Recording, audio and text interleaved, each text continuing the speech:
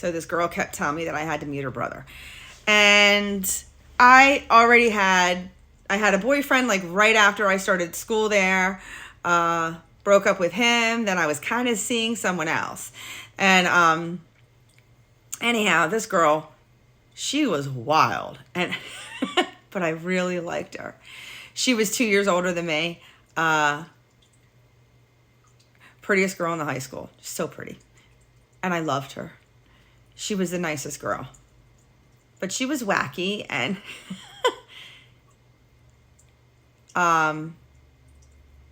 into some stuff, that I wasn't into. But so I kind of kept her at arm's length and I wouldn't hang out with her. Anyhow. So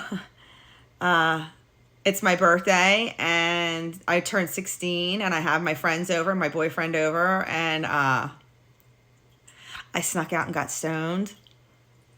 First time in like so long, and my parents found out and they grounded me. Well, my mom and my stepfather found out and they grounded me. And I was stoned. I just remember coming back and having to face my great-grandparents and my grandparents and my mom and all my friends that showed up. I was outside doing that. Anyhow, I got in so much trouble. So they grounded me. And so in that grounding, I kind of like gave the boyfriend a break and I really wasn't that much into him. First night off my grounding, I go cruising out in Pottstown, with my friends and meet this guy. And anyhow, kind of fell head over heels for him immediately. And he takes me home to his family. I don't know, a couple weeks later, I walk in the door and who's standing there? But that freaking girl that kept yelling at me that I needed to meet her brother. And I'm like, what the hell is going on? That is so weird. Okay. Anyhow, to give you a little clue, I've now been married to him for almost, holy crap, what year is it? 25? 35 years. It'll be 35 years. We're still together and we've grown together. Yeah, so isn't that funny? And that was so my sister-in-law. She knew.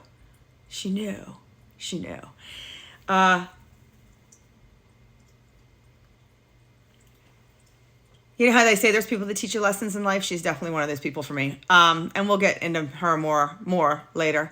Anyhow, so he has two sisters. I knew both of them before I ever met him. And they loved me. And I loved them. And I loved their I loved their mother. And I loved their father. And I just felt like I was home again with them. They like to drink. So not surprising, right? That was an environment that I felt okay in as long as nobody was coming after me. They were fun. They were loud. I never, ever really became a drinker at all. I think the heaviest I drank was when I was like really young in Delaware. Except for, when I got older with my friends, of course. But, just on weekends and having fun. But, and it never, I was always the one that sat there, not saying I was innocent at all. I was a teenager. I know that I drank once in a while, but I fit in with them. They were kooky and I love kooky and I still love kooky. They're the best people in the world to me. The open people, the honest people, the real people, the amazing people. And that was always them and it still is. And I'm proud to say that, I can't even call them my in-laws. They're my family. They are. And I know that they feel the same way about me. And I'm so lucky to have found them. I really, really am. Because after I started dating my husband, I don't know how long it was, but I think 6 months might even be like, I don't know, in the first year. I'm really not sure. My husband might know how, but he's not home. Anyhow, ended up having a big blow up at the house. I really don't remember what it was over. I'm sure my mother would. I was told either do this, or this, or get out. And and I know I was a teenager and I was stubborn as hell because don't forget, my dad's my dad. It's in there. So my mom has different versions of this, but my version is I was like, screw you. I'm not staying. I'm out of here. I'm done with you people. And I, at 16 years old, was fed up to here with all these fuckers that I was born into the world with. I was done with them. I was sick of them. I always heard in my head that I had to get through my childhood because what I was going to do in my adulthood is what I came here to do. And that if I get so screwed up in my childhood, I won't succeed in my adulthood to do what Christ sent me here to do. So that was where my mind always was. I just gotta get out of here. And I knew I had a deadline. 18, I was out, no matter where I was. And I was sitting there at 16 dude, I can't do this for 2 more fucking years. So Ed came over, we packed up my whole room, and out the door we went. I was out. My mom lost her shit. I was allowed to move in with him and his family.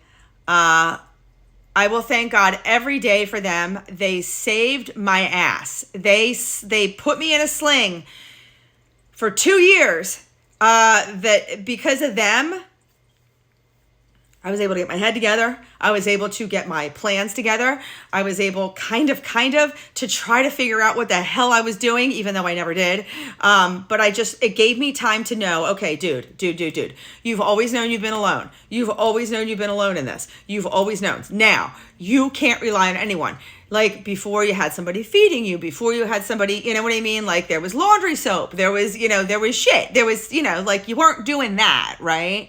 So all right, so you got to figure this out. You got to figure this out. We got to figure this out, And so it started giving me, I started thinking of things and trying to put things into place. And,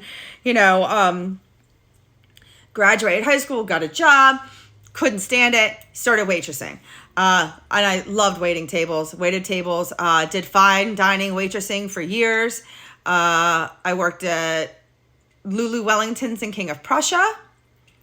I've worked at a few of them, for the fine dining. Yeah. Lulu Wellington's, King of Prussia. I've worked at Cavada's down here in Douglasville, which we're going to talk about that place later. Cause that was a nut job. That was a crazy, crazy show working in there. And then, Ludwig's Inn down in, I guess that would be considered Glenmore here. So anyway, and we'll talk about all of those places. So anyhow, I just kind of waited tables, did my thing. My grandparents were still living. My aunt that I spoke about earlier, she was still living. I really don't even know. So it was a year. Yeah, okay. So we got through those next 2 years. They realized immediately there was something wrong with me. I was up walking and talking, and my husband, my boyfriend's mother then would say to me, "Oh, Alicia, that's not normal.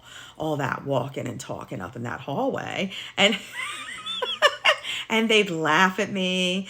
I think one time somebody caught me at the top of the stairs. They weren't used to that. So I was up kicking it, all over the place at night in there. And, they weren't used to that. They always called me crazy in a very loving and caring and kind sort of way. But I think they were the first people that were like, what's up with her? She dreams a lot. She's got a lot of stuff going on. And that one sister-in-law who had said to me, you need to meet my brother, she was kind of into some witchy stuff. And she kind of always knew.